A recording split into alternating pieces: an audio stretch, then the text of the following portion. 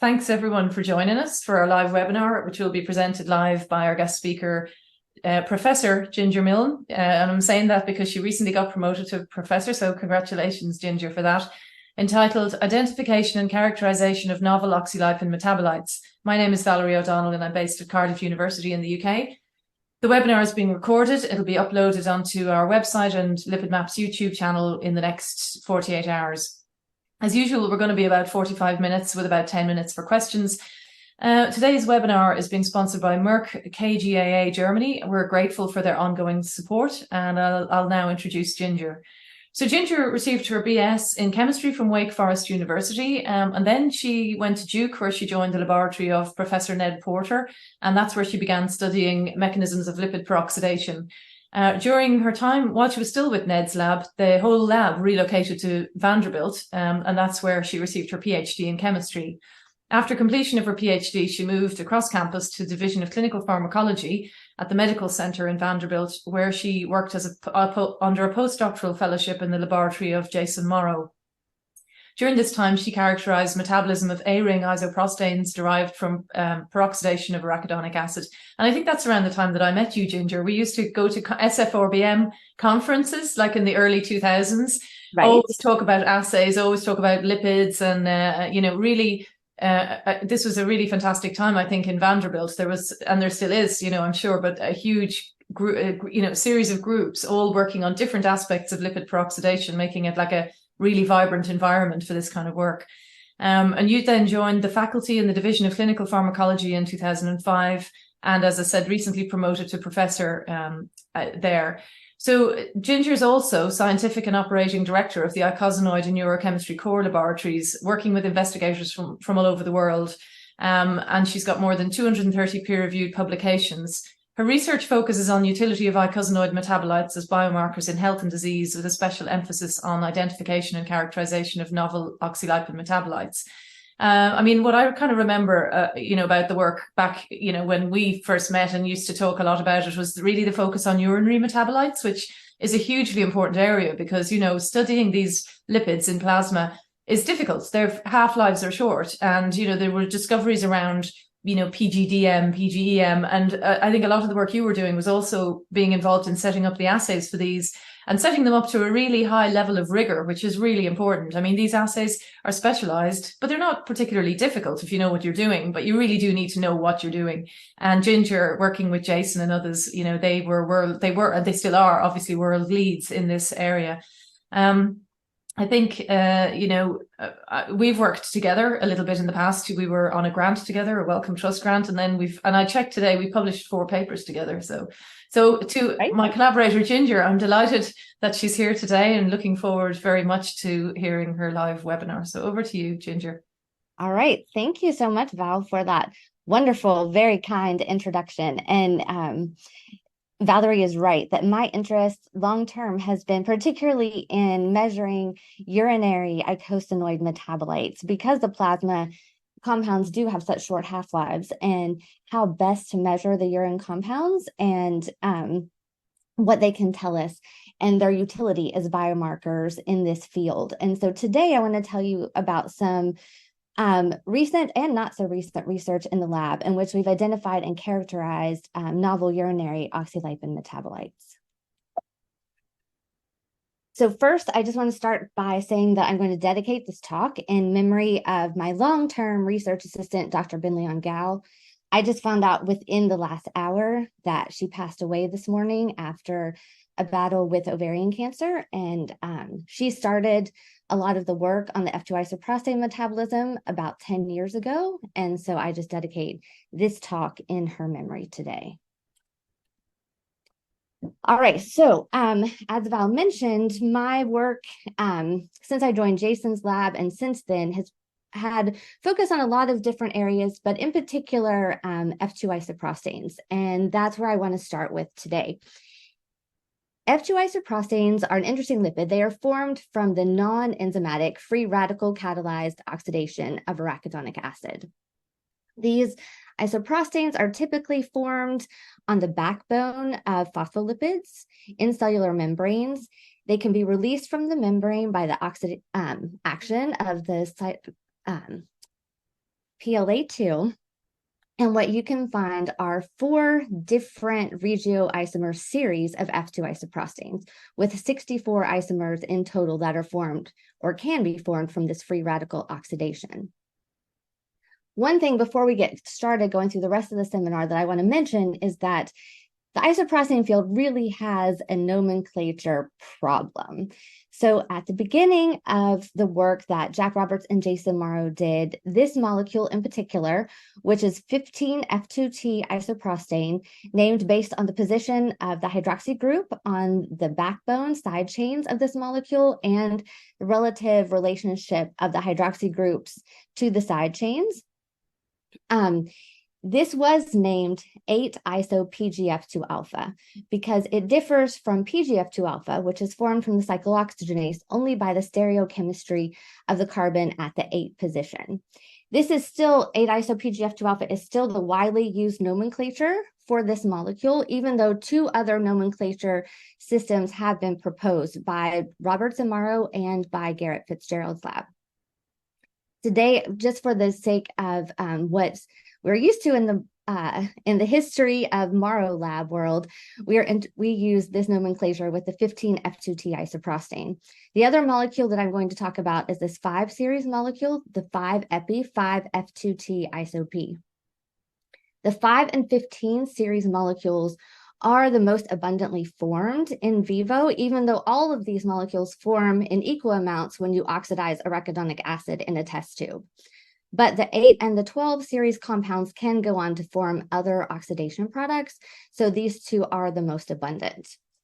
You can purchase molecules of this series from Cayman Chemical, and the other nomenclature calls them IPF2 alpha 3 and IPF2 alpha 6.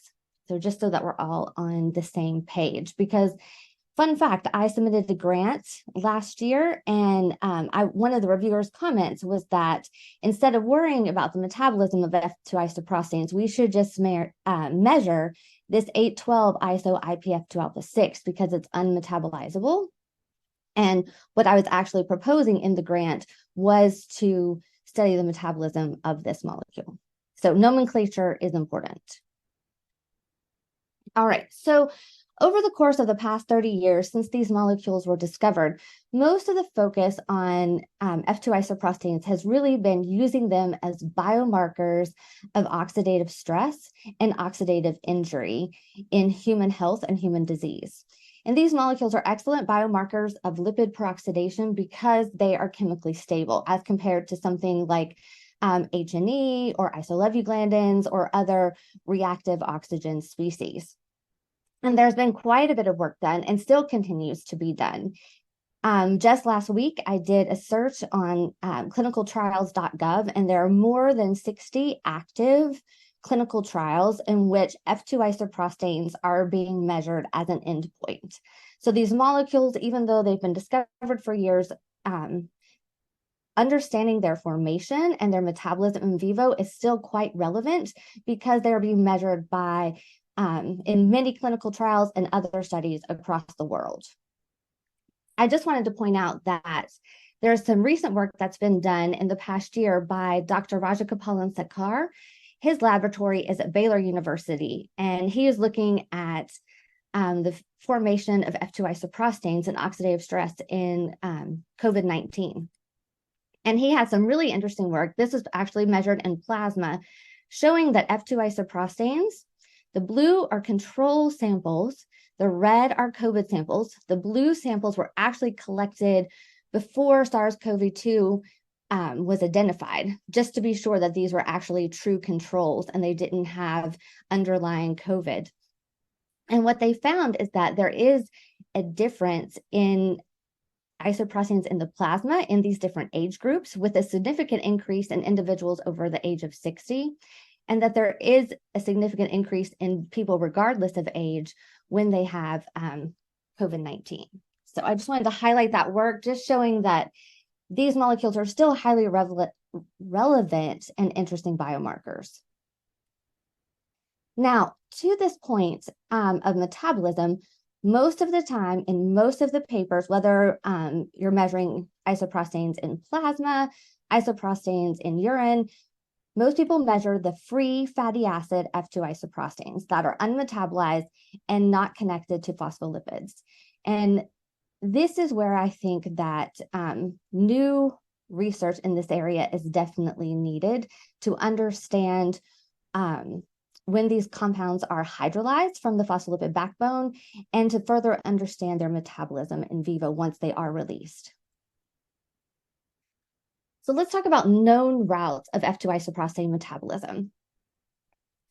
In the 1990s, soon after the discovery, Roberts and Morrow went on to look and identify the major urinary metabolite of the 15F2T or 8-iso-PGF2-alpha, this major abundant isomer.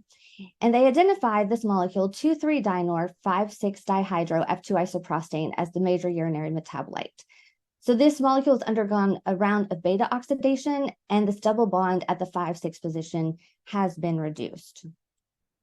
Now, there have been a handful of other studies looking at the metabolism of F2 isoprostanes. One of them has been conducted in collaboration with Thierry Durand's lab, and they're looking for metabolites of different F15 F2 isoprostane regioisomers.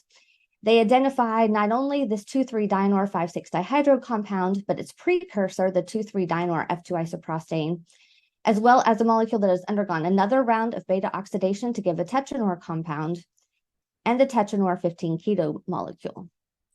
All of these metabolites that are formed here in blue, this type of metabolism is called phase 1 metabolism. Phase 2 metabolism occurs when you have conjugation with the molecule to make it more polar. And in this case, they identified a series of phase 2 metabolites that are in which the molecule has been conjugated with taurine to form these polar metabolites.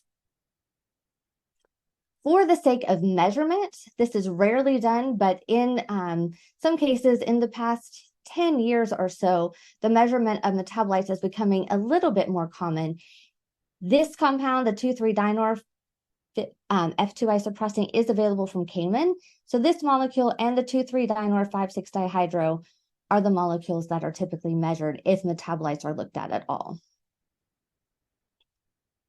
So in 2014, we were working with a collaborator here in the Division of Epidemiology at Vanderbilt, and they were looking in a health study that is based here called the Shanghai Women's Health Study. In this study, over 90,000 women were recruited that live in the Shanghai area. These women are generally middle-aged and older, and samples were collected serially over time, and they were followed, their health status was followed over the course of many years.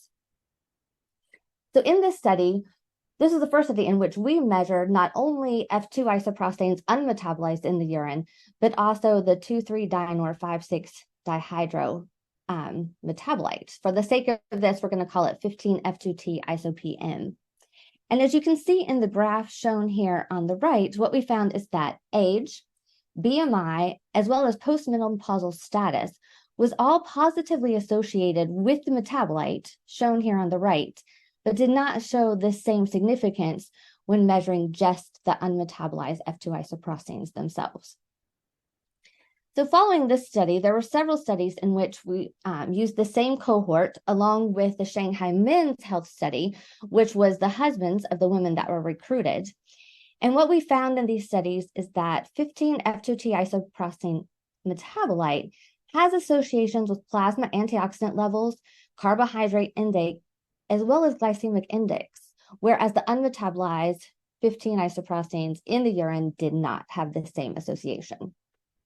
In some work that we've done with some investigators at NIEHS, including Kelly Ferguson and Stephanie Ike, we've also determined that several environmental factors, including low socioeconomic status and exposures to different agents such as phthalates and herbicides, are also positively associated with the metabolite, but not the unmetabolized isoprostanes. So considering my long-term interest in metabolism of these molecules, going back to my postdoc and some of the other work that we were doing in the lab through the icosanoid core, measuring metabolites of PGE2 and PGD2, I started dusting off the shelves, going back to look at the postdoc project and thinking about a project that a student did in the lab about 10 years ago. So if we go back to that work, we have to think about other isoprostanes beside the F2s. So this schematic here shows that there's a whole family of different isoprostanes that can be generated from the free radical catalyzed oxidation of arachidonic acid. So the first part of the talk is focused mainly on the F2 isoprostanes because these molecules are the most studied, and they're the ones that are most chemically stable and used most often as biomarkers. There are studies looking at the E2 and D2 isoprostanes, which are isomeric to PGE2 and D2. 8-iso-PGE2, they have particular biological effects in fibrosis. And E2 isoprostanes and D2 isoprostanes can undergo non-enzymatic dehydration to yield A-ring and J-ring isoprostanes. So the J-ring isoprostanes are similar to the PGJ2 that comes from PGD2. So my project in Jason's lab focused on the metabolism of the A2 isoprostanes. And what we identified in this study was that the molecule can be conjugated with glutathione to yield a polar metabolite that is then excreted in the urine. And we went on to show that this was identifiable in urine from rats as well as urine from humans. So after this study, around the same time as this study, there was a paper published in JCI suggesting that there was very little 15-DPGJ2 found in urine or in humans. But we hypothesized that this J2 compound could be adducted much like the 15A2 isoprostane molecule. So a student in the lab, Clarissa Hardy at the time, went on to study the metabolism of the J2 isoprostanes. And what she showed, first of all, is that you can get J2 isoprostanes from the free radical catalyzed oxidation, as well as from the cyclooxygenase. Most studies have focused on this even further metabolite, 15-DPGJ2, but you can get compounds like that also form from the isoprostanes as well. So you can get these from both mechanisms, enzymatic and non-enzymatic oxidation. So when she went on to study these, we were mainly focused on looking for these glutathione type metabolites to study in vivo. And she showed that when you incubated primary human hepatocytes with radio-labeled 15-DPGJ2, it became polar, and you started to form polar conjugates over the course of the incubation. So this is the percent radioactivity that was extracted in the aqueous phase. And then she went on to analyze these to try to purify the metabolites that were generated using a C18 traditional column. And what she found is that there was a huge peak that was eluting basically with the solvent front, as well as some other metabolites that were eluting before she had the remaining 15-DPGJ2. So how to identify what was here, since it was eluting with all of the salts and solvent front on the HPLC column? Around that time, there was a new type of technology for C18 columns that was generated called a T3 column. And a T3 column is basically a C18 in which the C18s are bound differently to the silica particles in the HPLC column in such a way that you're able to run a highly polar 100% aqueous mobile phase. Using one of these columns and 100% water, she was able to successfully get these polar metabolites separated from the solvent fronts and collect and identify these molecules. This schematic here shows many of the different metabolites that she was able to identify, but A, B, and C were the metabolites that eluted in this highly polar solvent fronts. And what she found was you did have an N-acetylcysteine, so a glutathione type conjugate that was generated. But in addition to that, the end metabolites that were generated were conjugated with glucuronide. So these were responsible for the high polarity of these molecules. Now, these are not the only lipids that are known to conjugate glucuronides. We know that 20-heat is metabolized by glucuronidation, and we also know that LTB4 can be metabolized via this conjugation as well. This just briefly shows you the LCMS chromatogram, and then the spectra showing that indeed this peak at 175 and 113 are very characteristic of a glucuronide conjugate. And in this case, we know that the glutathione was conjugated to the double bond here at this position. And so the glucuronide would typically be conjugated at the hydroxy position, but it could also be conjugated at the carboxylic acid, and LCMS was not able to identify definitively where this glucuronidation happened. This schematic just basically shows the reaction of a beta-glucuronidase.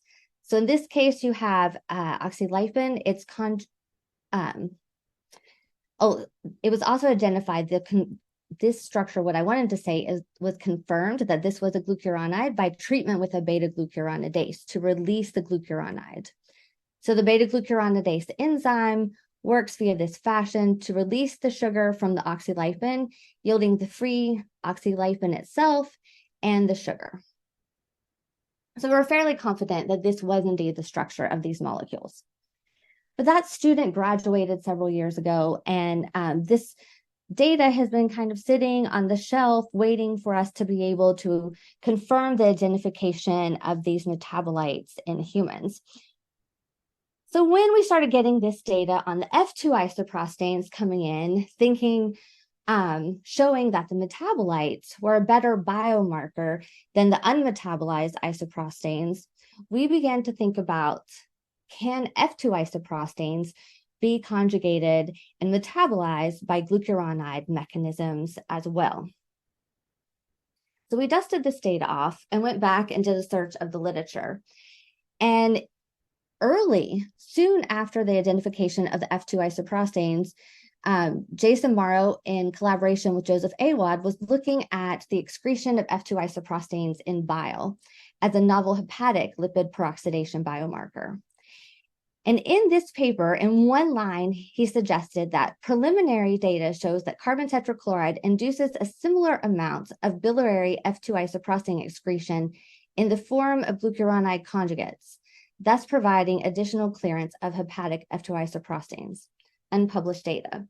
Well, unfortunately, that data is long gone from the lab, and so we don't know what type of evidence was presented.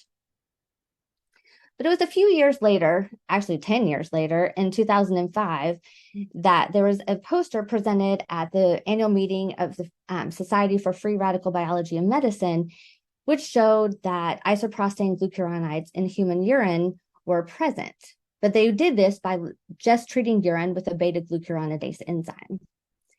This study was followed up by a full paper in 2010 by the laboratories of Trevor Morey and Ann Barden in Australia. And they also showed that you could treat urine with beta-glucuronidase enzymes to release the sugar, get F2 isoprostanes back, and after this treatment, levels of isoprostanes would increase. In 2019, Craig Wheelock's lab took this a step farther, and he looked at a whole panel of urinary eicosanoids and whether they could be increased following treatment with the beta-glucuronidase.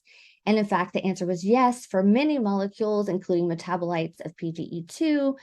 And in particular, you can see that 15 series, the 8-iso PGF2 alpha, as well as the 5 series compounds are increased following treatment with beta-glucuronidation.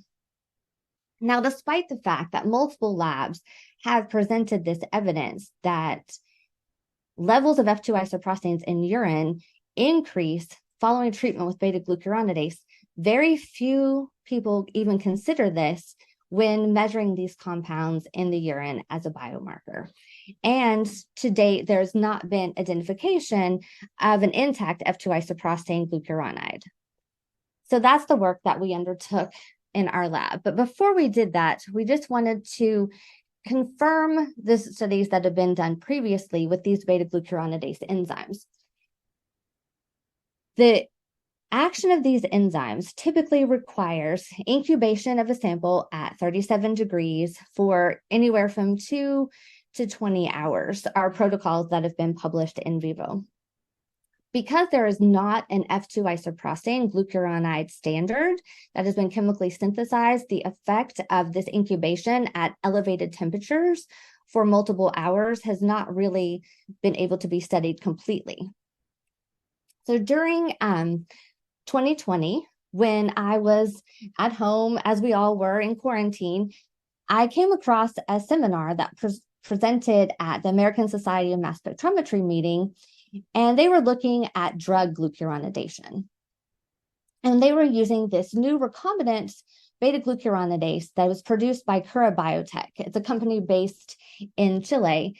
And this enzyme comes in buffer, so you don't have to make your own buffer. It works at the pH that it comes in, around 7, and it has over 90% recovery on most compounds that were tested at room temperature within 5 minutes. So we wanted to go ahead and test this because this was such a short incubation and did not require elevated temperatures. So we were able to get urine from one of our collaborators in the Division of Epidemiology. These participants had had a history of an adenoma, but they did not have active cancer or active adenomas at the time. And as you can see, consistent with the previous data, we were able to show that after treatment with this B1 beta-glucuronidase, you're able to see dramatic increases in both the 15 and the 5 series isoprostanes following beta-glucuronidase treatment. Interestingly, they increase at different rates or at different levels. The 15 series increases by about 70%, whereas the 5 series increases about 20%. With this in mind, we undertook experiments to incubate the F2 isoprostanes with human liver microsomes. So these experiments were performed at a concentration of 100 nanomolar, and we looked at 15 F2T isoprostane as well as 5 epi, 5 F2T isoprostane, which we were given by Thierry Duran's lab as a kind gift. Samples were incubated at various time points at 37 degrees. The reaction was stopped with methanol. Then samples were extracted and analyzed by LCMS. And this shows a 2-hour incubation with the human liver microsomes, showing the formation of, we were looking at a mass 529, which is consistent with the F2 isoprostane plus the glucuronides, going to 353, which is just the mass of the isoprostane if the glucuronide bond is released. And you can see that even at 1 minute following incubation, you begin to see formation of the F2 isoprostane glucuronide conjugates. And you see this form consistently, steadily over the course of the incubation, with it plateauing around 30-minute time frame, which would be expected in this type of human liver microsome incubation. The 5-epi, 5F2T isoprostane forms in a similar time frame. Its metabolism is just a little bit slower. You begin to see peaks form at around 3 minutes. And again, it plateaus after about 30 minutes of incubation. In this case, you see multiple peaks that are generated. So we would expect that you could have glucuronidation at any of the hydroxy groups on the backbone of the molecule, or even at the carboxy group as well. We were able to get some product ion spectra of these F2 isoprostane glucuronide conjugates. Unfortunately, we weren't able to get any information looking at any of these peaks to determine specificity where the glucuronide is conjugated, whether it's at one of the hydroxy groups or at the carboxy. The main peaks that we see formed, here's the parent molecule. You can see 353, which would be the F2 isoprostane parent, and 175 and 113 are common fragments that you see for the glucuronide conjugate itself. In the case of the 5 series molecule, you see a little bit more loss of water, but again, no peaks that are indicative of the structure of where this is actually conjugated. We took this one step further and then incubated F2 isoprostanes with different UGT isoforms to see if there was specificity for specific UGT enzymes in vivo. And what you can see here is that the 15 series molecule is metabolized by UGT 1A3, 1A9, and 2B7, whereas the 5 series compound is metabolized by 1A9 and 2B7, as well as 1A7. So not only did we identify that there are very specific UGTs that are responsible for this conjugation, we see that there are isomeric differences. So this is important to take into consideration. Finally, we're able to show that F2 isoprostane glucuronides are detectable in the human urine intact. Unfortunately, because we don't have specific fragmentation patterns, we do not know which isomers are which until we're able to get one of these compounds synthesized. Now, after all this, why does F2 isoprostane metabolism by UGTs matter?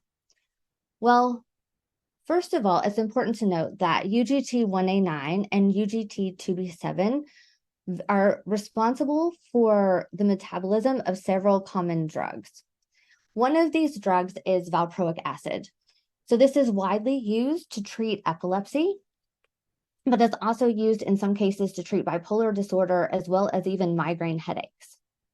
And although this drug is widely used, it can be responsible for fatal liver damage in particular people, but they don't know why and who's at risk for this fatal liver damage. And so there's been a good deal of work looking at oxidative stress as a potential mechanism in this fatal liver damage that can occur from taking this drug. So a few years ago, there was a paper published showing that valproic acid oxidation, which is shown in this square here in figure labeled C, it increases with the dose of valproic acid. Interestingly, F2 isoprostane formation in plasma, so this would be unmetabolized isoprostanes, increases at the same rate as valproic acid glucuronidation is increased.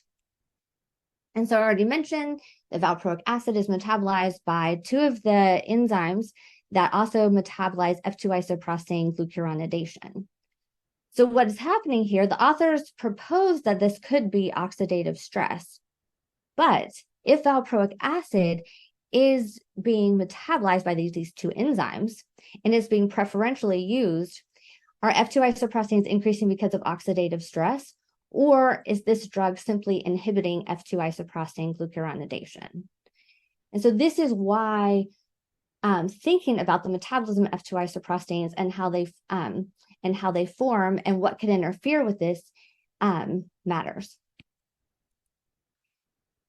This is also should be taken into consideration when we think about NSAIDs. It's known that NSAIDs affect 20-heat glucuronidation. So this graph is taken from a publication in 2020, and it shows that administration of different NSAIDs can block 20-heat glucuronidation. And so this could be simply a competition reaction between 20-heat and the NSAIDs for glucuronidation by the UGTs. Interestingly, there's also a paper from the past 4 years showing that PGE2 can be metabolized by this mechanism. So this was done and studied by Chantal Guillemet's lab in Laval University in Quebec. And she's particularly interested in studying UGTs in cancer. In this study, they were looking at individuals with chronic lymphocytic leukemia. And in this drug, overexpression of UGT2B17 is associated with a poor prognosis. Interestingly, and I thought this would be interesting for the audience here, UGT overexpression is compared to low expression in these volcano plots.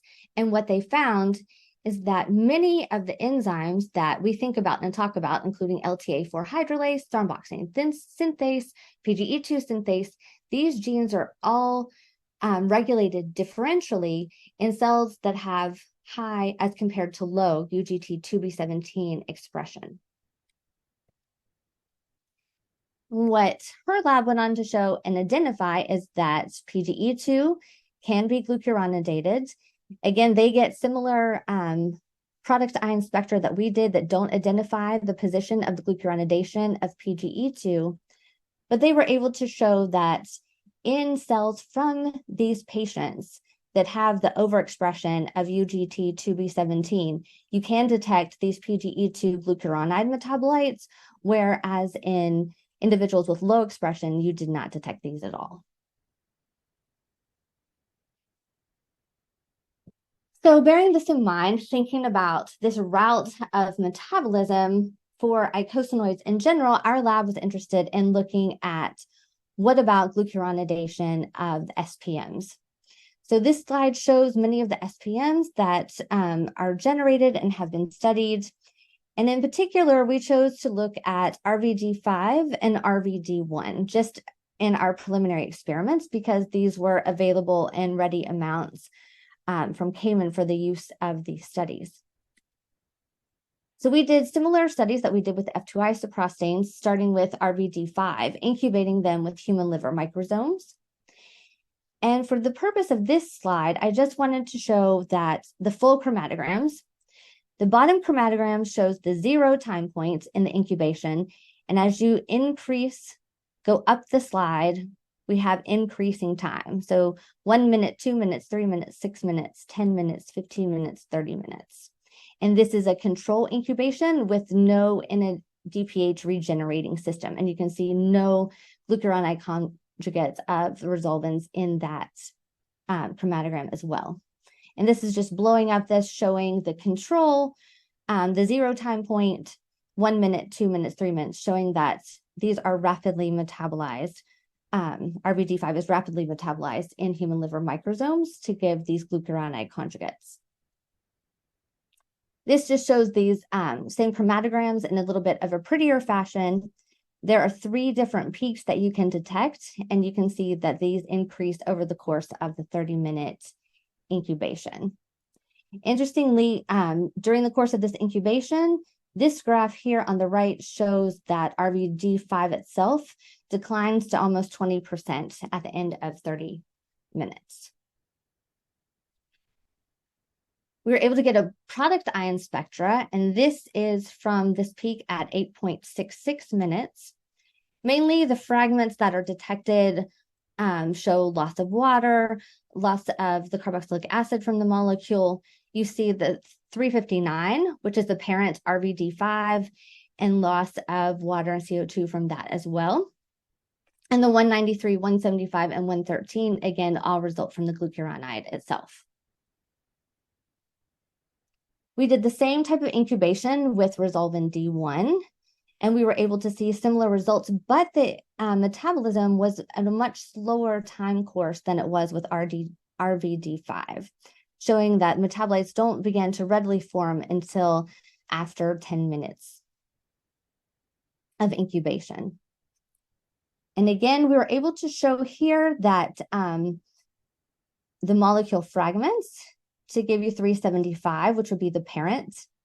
You do see fragments at 233 and 141, which would be this break of this bond here, leaving these sides of the molecule. But none of this, the glucuronide was cleaved off first. So we don't have any information, again, about the structure or possible location of the glucuronide on the backbone of this molecule. We incubated RVD1 and RVD5 with the UGT isoforms, and we found that RVD1 is specifically reacts with UGT1A3 and 1A9, whereas RVD5 was only metabolized by 1A9. Now, these are not the whole family of isoforms. There are about 10 or 12 more, about 10 more isoforms that are missing that we were not able to get from companies just yet. But if we can get the recombinant forms of those enzymes, that is planned. So what I hope to have shown you of the course of today is that glucuronidation matters. This is taken from a review on UGTs, and it just shows that there are many compounds, whether they're endogenous compounds like unsaturated fatty acids or estrogens, or they're exogenous molecules such as nicotine or coffee, that all of these can affect the expression and formation of UGTs and can affect the formation of UGT metabolites in vivo.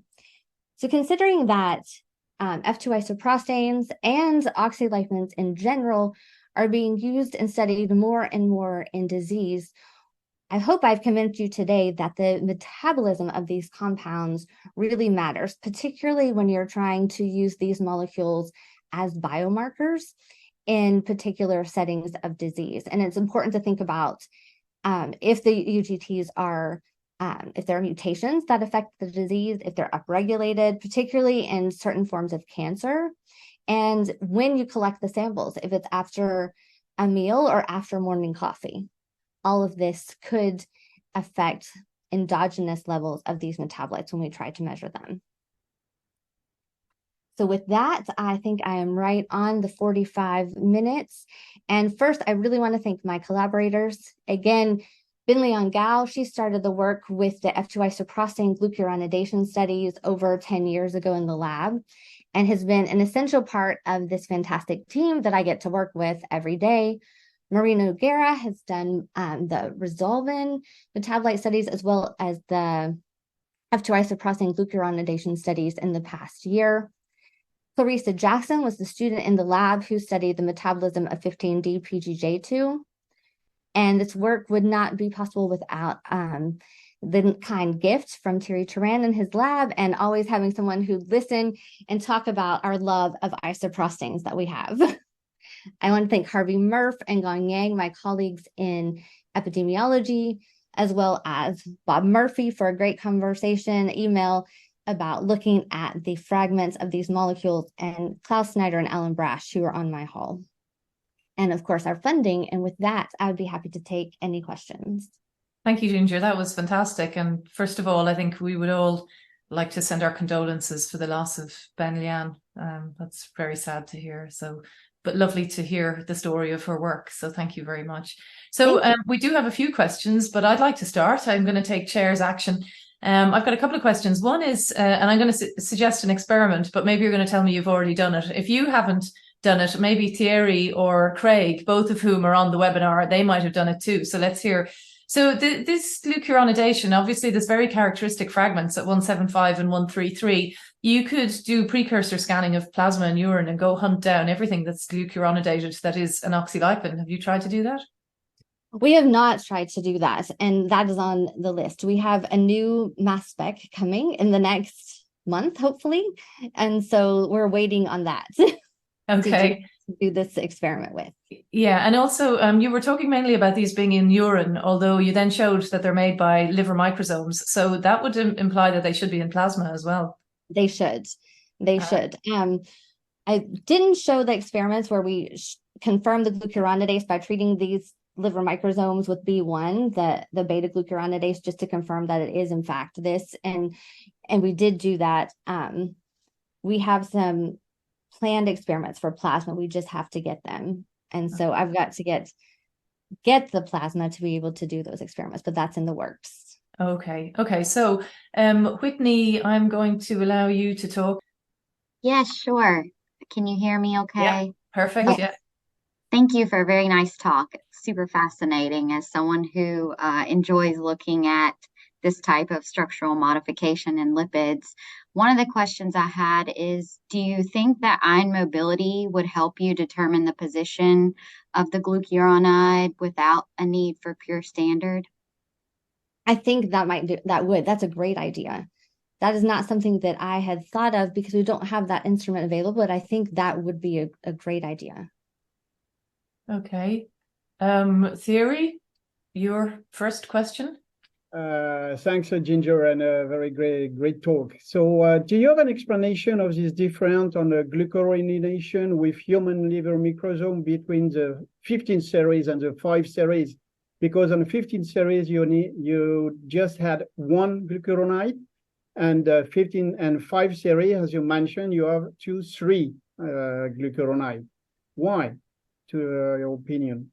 That's a good question. My best guess is how the molecules would fit in the active site. Now we haven't done that, but my best guess would be that with the 15 series, you would predominantly have glucuronidation at one position, whereas the 5 series, you could have glucuronidation at multiple positions. That's why I think there would be multiple metabolite peaks for the 5 series. And the other question that you know that also because you didn't find or detect the 2,3-dimer of 5,6 dehydro 15F2T isoprostane glucuronide, right?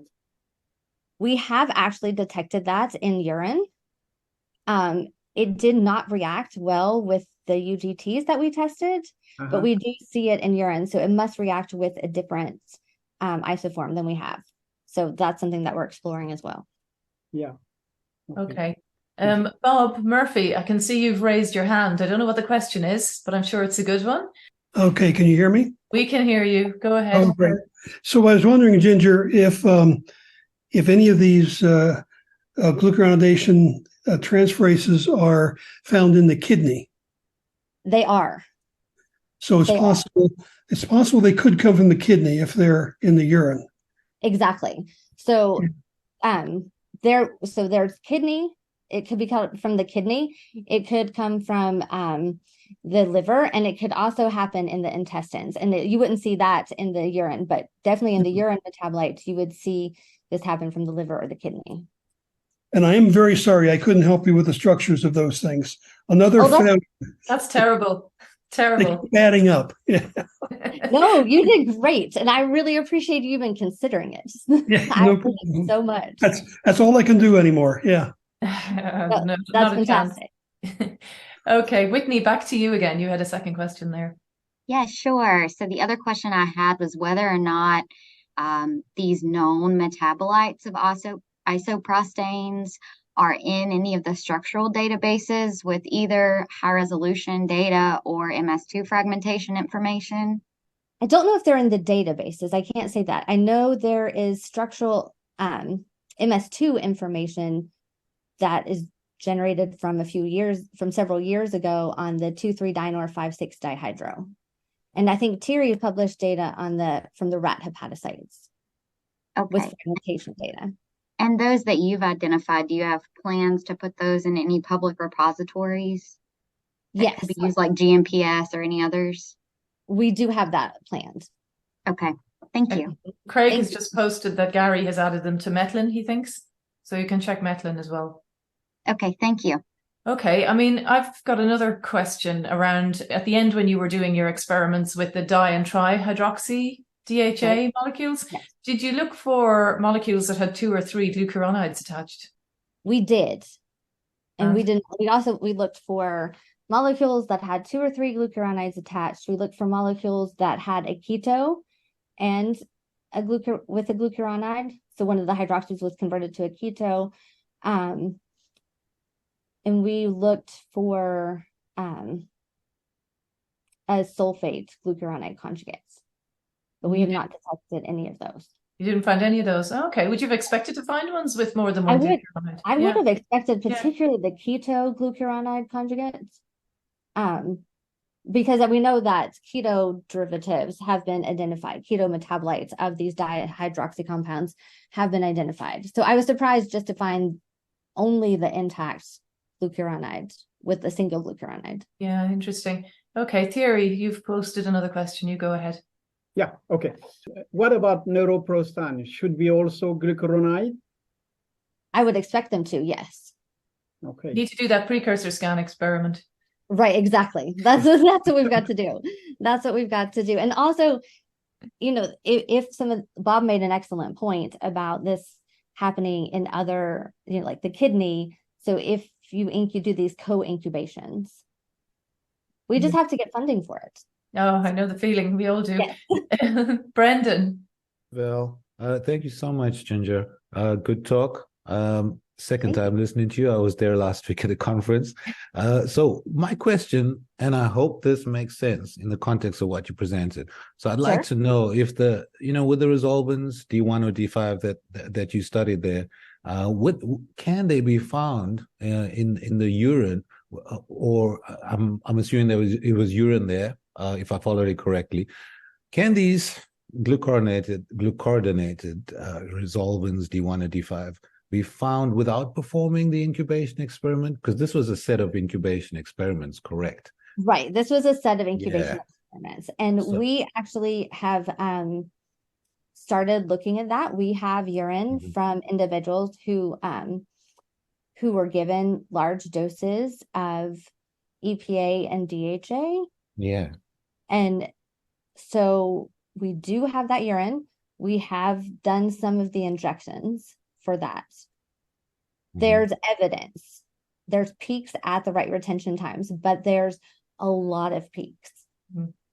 Yeah, Ginger, I was going to say as well that like when we use reverse phase methods, and if we see a peak, if it's called resolvin whatever, that infers that we know the stereochemistry, but it's not generally worked out. So I totally get what you're saying here. You really need to know, are you looking at mixtures of stuff generated non-enzymatically or what? Right. Yeah. It generally looks like there's multiple peaks coming in the same retention time areas that you would expect. So that's where we are right this minute with that identification. Yeah, so. I mean, the rare times we've seen hints of the dihydroxy one, we've seen double peaks in our reverse phase methods, which makes me think about diastereomers, and I've not done chiral chromatography to prove it either way, but it's suggestive.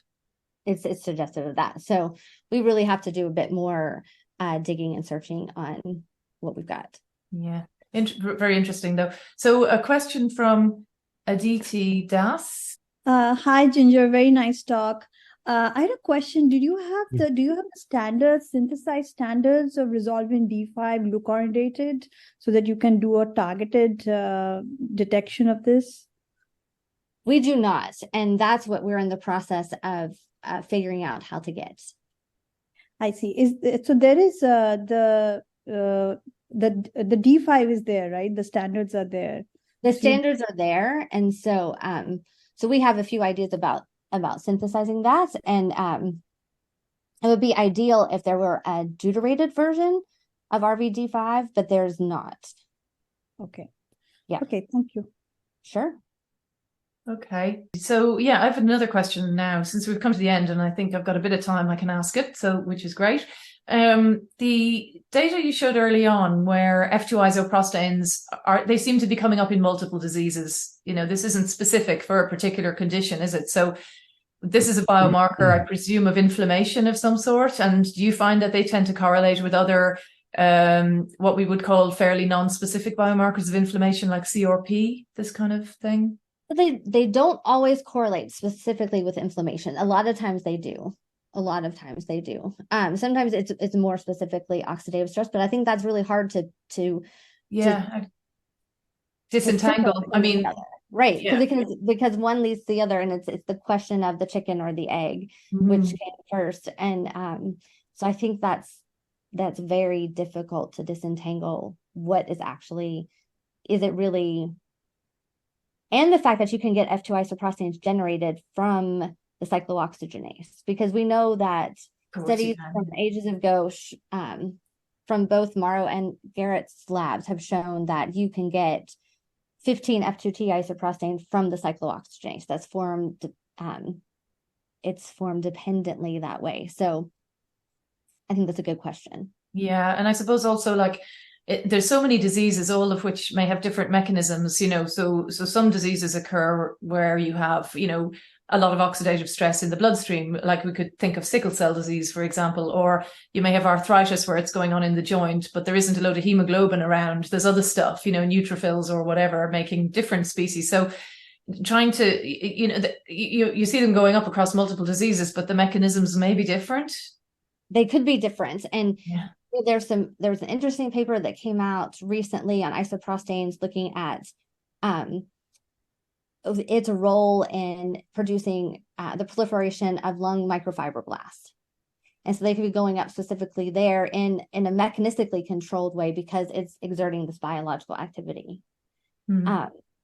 Okay. So regardless of how it's produced, it's going to be doing regardless of how the same it's kind of produced, activity. it does.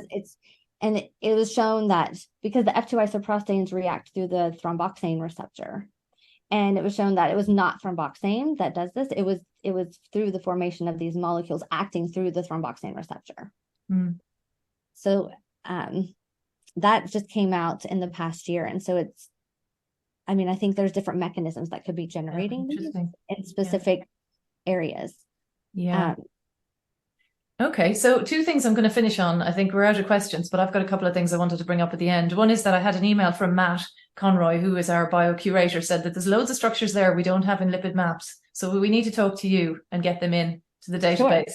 So yes, I'm sure he can reach out to you in the next coming weeks on that. That is one thing. The other thing you mentioned was about nomenclature. And there were two different nomenclatures proposed by the Morrow Lab and the Fitzgerald Lab.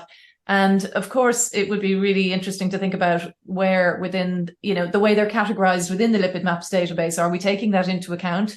Which one should be used and why? And, how they're being named in LMSD line up with these nomenclatures? If you were happy to have a look at that with us, maybe with Thierry and a few others, that would be great. Oh, no, I would be happy to, because it's a major problem trying to search, do a Google search, do a PubMed search.